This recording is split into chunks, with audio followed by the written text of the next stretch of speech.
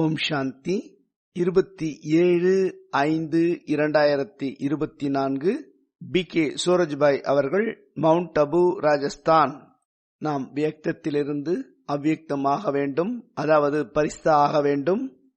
நம்முடைய ஸ்திதியை உயர்வாக வைத்துக் கொள்ள வேண்டும். அதாவது நாம் நடந்தாலும் தெரிந்தாலும் நாம் பரிஸ்தா என்பதை மற்றவர்கள் அனுபவம் செய்யும் அளவிற்கு ஸ்திதி உயர்ந்ததாக இருக்க வேண்டும். நீங்கள் குடும்ப வாழ்க்கையில் இருந்தாலும் தனிமையில் இருந்தாலும் நம்முடைய ஸ்திதியின் மூலமாக அனைவருக்கும் அனுபவத்தை ஏற்படுத்த வேண்டும்.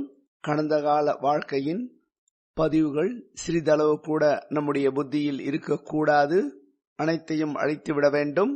கடந்த கால வாழ்க்கையின் நினைவுகளிலிருந்து ஆத்மா முழுமையாக விடுபட்டு விட வேண்டும். குழப்பம், சிந்தனை, பயம், நான், எனது, இது போன்ற விஷயங்கள் நம்முடைய வாழ்க்கையில் தென்படக்கூடாது. மனம் முழுமையாக அமைதியாக தூய்மையாக ஆகிவிட வேண்டும். அதாவது புத்தி தூய்மையாகவும் தெளிவாகவும் இருக்க வேண்டும். காரியங்கள் செய்யும் பொழுதும் சிரேஷ்ட ஸ்மிருதியில் சிரேஷ்ட சோமானில் நிலைத்திருக்க வேண்டும். யோக யுக்தாக இருக்க வேண்டும். இதுதான் பரிஸ்தா சொரூபமாகும். இது மிகப்பெரிய விஷயம் என்று நீங்கள் கூறுகின்றீர்கள். அதுவும் உண்மைதான். பரிஸ்தா ஸ்திதி மிகவும் உயர்ந்ததாகும். இதன் மூலமாகத்தான் முழு உலகத்திற்கும் நாம் சேவை செய்ய முடியும். எப்படி பரிஸ்தா ஸ்திதியை அனுபவம் செய்ய வேண்டும் என்று நான் கூறுகின்றேன். நீங்கள் புதியவர்களாக இருந்தாலும் சரி, பழையவர்களாக இருந்தாலும் சரி, கடந்த கால வாழ்க்கையின் நினைவுகளிலிருந்து முற்றிலும் விடுபட வேண்டும். இந்த நொடிக்கு முன்பு என்னவெல்லாம் நடந்ததோ அவை அனைத்தையும் அழித்து விட வேண்டும். மறக்க வேண்டும் என்பதல்ல, அதனுடைய அம்சம் கூட நம்முடைய மனதில் பதிவை ஏற்படுத்திவிடக் கூடாது. சூட்சும பிரபாவம், சூட்சும நிழல் கூட இருக்கக்கூடாது. மனதில் இது போன்ற பதிவுகளின் அம்சம் கூட இருக்கக்கூடாது. இதில் முழு கவனத்தை செலுத்துங்கள்.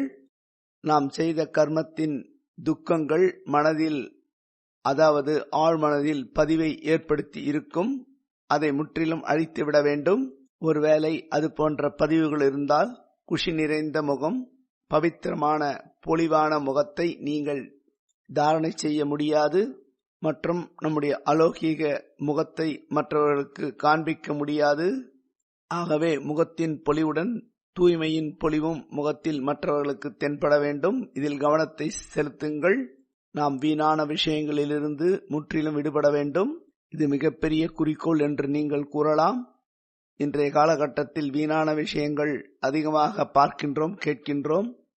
அதனுடைய சம்ஸ்காரத்தின் ஆதாரத்தில் மனதில் எண்ணங்கள் ஓடிக்கொண்டிருக்கின்றது. சில நேரம் வீணான எண்ணங்களை உருவாக்குகின்றோம். சில நேரம் கடந்த கால வாழ்க்கையின் நினைவின் மூலமாக இயல்பாக வீணான எண்ணங்களுக்கு வசப்பட்டு விடுகின்றோம். போன் மூலமாக வீணான தேவையற்ற விஷயங்களை பார்க்கின்றார்கள். ஆகையினால் வீணான எண்ணங்கள் ஓடிக்கொண்டிருக்கின்றது. சிலருக்கு உறக்கம் கூட வருவதில்லை. யார் பரிஸ்தா ஆக வேண்டும் என்று விரும்புகின்றீர்களோ, அப்படியென்றால் நீங்கள் இந்த மொபைல் போன் என்ற மாயையிடமிருந்து முற்றிலும் விடுபட்டு இருக்க வேண்டும். அதிலிருந்து உங்களுடைய புத்தியை நீக்கிவிடுங்கள். நீங்கள் வெற்றியை அடைய வேண்டும், வாழ்க்கையில் சுகத்தை அனுபவம் செய்ய வேண்டும் என்று விரும்புகின்றீர்கள் என்றால், அப்படியென்றால் மொபைல் என்ற மாயையிடமிருந்து உங்களை விலக்கிக் கொள்ளுங்கள். நீங்கள் எதிர்காலத்தில் தேவதை ஆக வேண்டும் என்று விரும்புகின்றீர்கள். மற்றவர்கள் உங்களை பார்த்ததுமே நானும் தேவதையாக மாற வேண்டும் என்ற பிரேரணை அவர்களுக்கு ஏற்பட வேண்டும். அப்படி ஆக வேண்டும் என்றால் மொபைல் போனில் இருந்து உங்களை விலக்கிக் கொள்ளுங்கள். உங்களுடைய மனதில் சுபபாவனை, சுபமான எண்ணங்கள், சுப சிந்தனைகள், சிரேஷ்ட ஸ்மிருதியை நிரப்பி வைத்துக் கொள்ளுங்கள். பழைய விஷயங்களை மறக்க வேண்டுமென்றால் முதலில் நீங்கள் இப்படி ஆரம்பம் செய்யுங்கள். என்னவென்றால், அனைவர் மீதும் சுபபாவனை வையுங்கள். அனைவருக்கும் சகாஷ் கொடுங்கள். அதிகாலை நேரம் மற்றும் மாலை நேரத்தில் அமைதியாக அமர்ந்து கொண்டு, நான் மகான் ஆத்மாவாக இருக்கின்றேன், நான் புண்ணிய ஆத்மாவாக இருக்கின்றேன், நான் சிவசக்தியாக இருக்கின்றேன், நான் ஆத்மா மாஸ்டர் சர்வ சக்திவானாக இருக்கின்றேன். இது போன்ற நினைவில் நிலைத்து விடுங்கள்.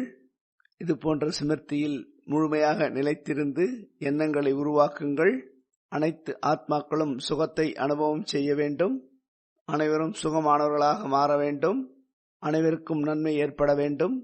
ஒவ்வொருவரின் வீட்டிலும் சுகம், சாந்தி நிறைந்த வைப்ரேஷன் பரவ வேண்டும் என்ற சுப ஆசைகளை உருவாக்குங்கள்.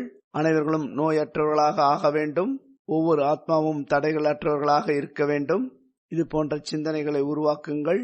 அப்பொழுது உங்களுடைய மனம் தெளிவாகவும் தூய்மையாகவும் இருக்கும். நம்முடைய பாவனை முற்றிலும் மாறிவிடும்.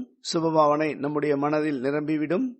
தெளிவான எண்ணங்களை உருவாக்குங்கள். என்னவென்றால், இந்த உலகத்தில் இருக்கக்கூடிய அனைத்து மனிதர்களும் மற்றும் அனைத்து விதமான உயிரினங்களும் என்னுடைய குட் ஃப்ரெண்ட்.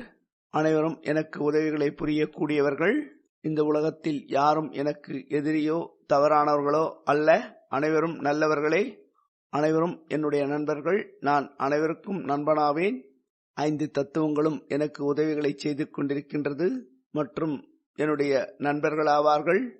இது போன்ற சுப எண்ணங்களை உருவாக்கும் பொழுது இயற்கையின் உதவிகளும் நமக்கு நேரத்துக்கு தகுந்தாற்போல் கிடைத்துக் கொண்டிருக்கும். வாருங்கள், நாம் டபுள் லைட் பரிஸ்தாவாக மாறிவிடுவோம். மிகவும் லேசாக இருப்பதற்கு கற்றுக்கொள்ளுங்கள்.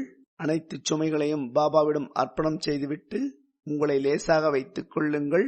எப்படிப்பட்ட காரியங்களை செய்தாலும் சிறிய சிமிர்த்தியை நினைவில் வைத்துக் கொள்ளுங்கள். என்னவென்றால், சுயம் பகவான் சர்வசக்திவான் என்னுடன் இருக்கின்றார் என்று.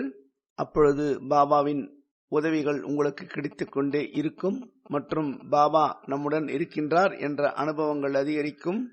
நினைவில் நிலைத்திருக்கும் பொழுது அனுபவங்கள் அதிகரிக்கும்.